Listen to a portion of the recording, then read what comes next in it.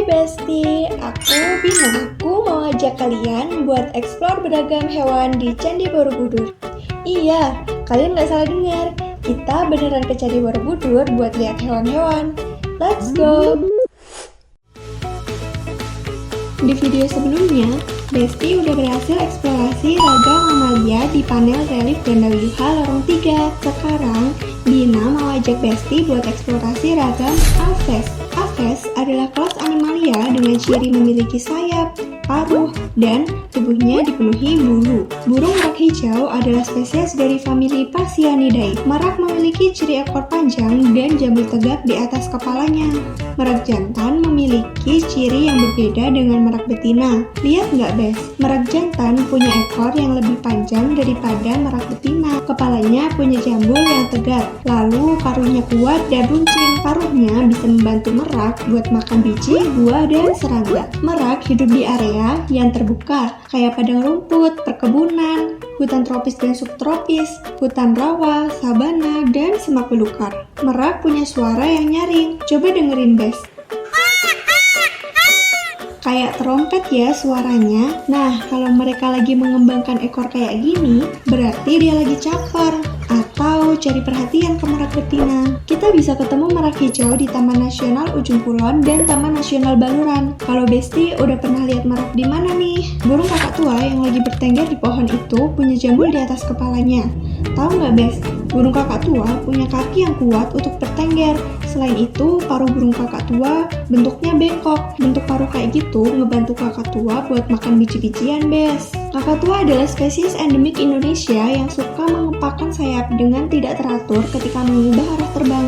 Kalau mau bertengger, kakak tua menegakkan jambulnya, terus nanti kalau udah bertengger, jambulnya bakal turun. Kakak tua bisa kita jumpai di Nusa Tenggara, Sulawesi, dan Kepulauan Masa Lembu. Habitatnya di hutan primer dan sabana hutan. Burung hitam yang punya paruh kuat dan tajam ini bisa mencabik-cabik daging.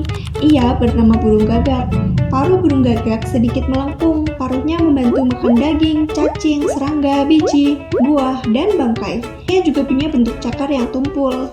Burung gagak hidup di hutan tropis dan subtropis, hutan mangrove, tanah subur, dan kawasan perkotaan. Besti pernah lihat burung gagak di mana? Burung gagak itu bisa kita lihat di seluruh wilayah Indonesia, yakni Sumatera, Kalimantan, Jawa, Bali, Sulawesi, dan Maluku.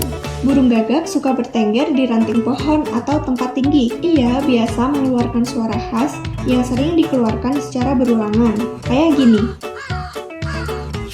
Pahatan burung elang bondol di panel kelihatan lagi terbang tinggi tuh. Elang punya kepala besar, paruh melengkung, dan sayap yang panjang. Paruh yang kokoh melengkung ini membantu elang bondol buat nangkap mangsanya. Selain paruh, kaki burung elang punya cakaran dan cengkeraman yang kuat. Burung elang bondol biasa bertengger di pohon-pohon besar dan berburu mangsanya di siang hari. Burung ini dapat kita jumpai di pantai tropis, hutan, daratan, sungai, atau rawa. Persebaran burung elang bondol di Indonesia meliputi wilayah Sumatera, Kalimantan, Bali, dan Jawa Barat. Burung merpati punya tubuh yang gemuk, kepala kecil, paruh runcing dan lancip, serta kakinya pendek. Paruh merpati adalah bentuk paruh pemakan biji. Merpati biasanya makan biji-bijian dan buah-buahan. Kakinya punya cakar melengkung yang dapat mencengkeram ranting ketika bertengger di pohon. Merpati hidup di area berbatu, tepi goa, tebing laut, dan area perkotaan. Burung merpati punya kemampuan adaptasi yang tinggi, sehingga bisa hidup di lingkungan yang berdekatan dengan manusia. Merpati sering bertengger dalam kelompok dan mencari makan bersama. Burung betet punya kepala besar, paruh bengkok, ekor agak panjang, dan kaki yang pendek. Paruh bengkoknya ini cocok untuk jenis makanan berupa biji-bijian, beras, dan buah-buahan. Burung betet tersebar di wilayah Nias, Kepulauan Banyak, Niue, Jawa, dan Bali. Umumnya ditemukan di area hutan, hutan mangrove, kebun, dan pemukiman. Burung betet punya kebiasaan sering berkelompok, bertengger, dan mengeluarkan suara-suara seperti ini. Burung murai batu badannya kecil tapi ekornya panjang. Panjang ekornya dapat mencapai lebih dari panjang badannya. Burung murai batu ditemukan di area hutan, semak belukar, pemukiman, dan daratan terestrial dan tersebar di wilayah Jawa, Kalimantan, Sumatera, dan pulau sekitarnya. Burung murai batu punya sifat untuk selalu mempertahankan wilayah kekuasaannya. Burung murai batu akan berkicau dengan keras dan gaya bertarungnya terlihat sangat ikonik. Burung mungil ini punya sayap dan paruh pendek. Burung pipit mempunyai warna yang bisa membantunya berkamuflase. Persebaran burung pipit yakni ada di Sumatera, Jawa, Bali, dan Kalimantan Selatan. Habitatnya ada di padang rumput, lahan pertanian, maupun lingkungan pemukiman.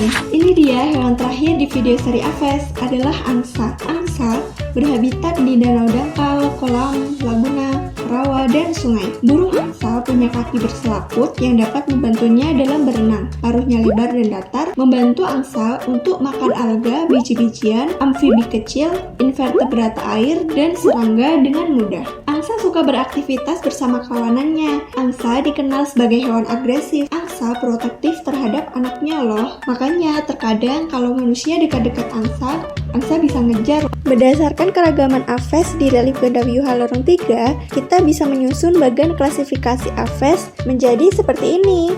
Oke Besti, senang bisa mengeksplorasi keragaman animalia bareng kalian. Kalau Besti masih bingung, bisa tanya Bima di kolom komentar ya. Video ini cukup di sini dulu. Sampai jumpa semuanya.